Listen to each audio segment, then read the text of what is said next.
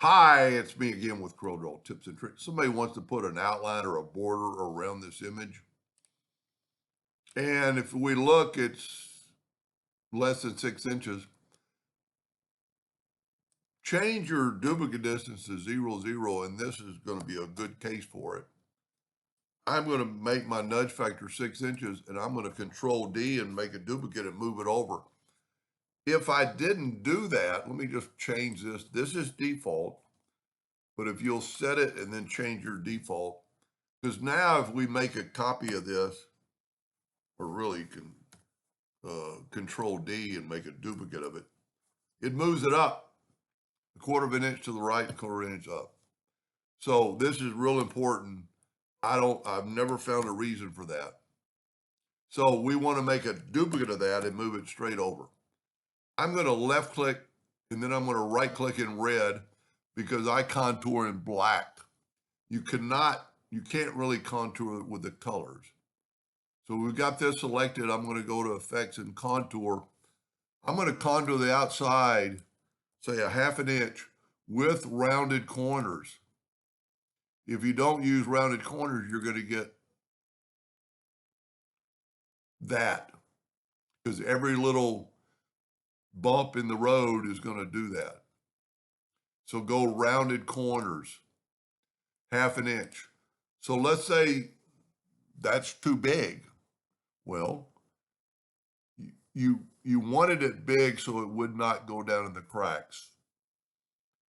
So now go to object and break the contour apart. And now you can grab that contour and go inside with rounded corners. Let's say a quarter of an inch. And you could change that to anything you want. If that's not far enough, you can come in a little further. Object, break contour apart. And I always take the contour and make it red to signify a cut line. And then just nudge it back over. And it's a perfect, I got a little 0 there. I don't know what that's from. There's a little line in the drawing. Huh. You know what? Let's do that again. I don't like that. So I'm going to hit the plus key and move it over. I'm going to left click, right click. I might have had something already on the page prior because I don't see it now. Then contour to the outside. That I'm going to just show you. If we do like 0.1, the contour is going to try to go into those spots. So anything that's bigger than that 0.1, so we're going to go 0.5 to the outside with rounded corners, then go up to object and break the contour apart. You have to, and then let's go contour 0.3 to the inside, get a little bit closer this time to the inside, and see we're a little bit closer. Then you've got to go to object, break the contour apart, grab that contour. Boy, there is something in the drawing.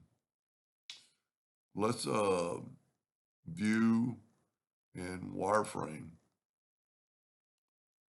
I do not see it. There it is right there when I turned it. So let's delete that.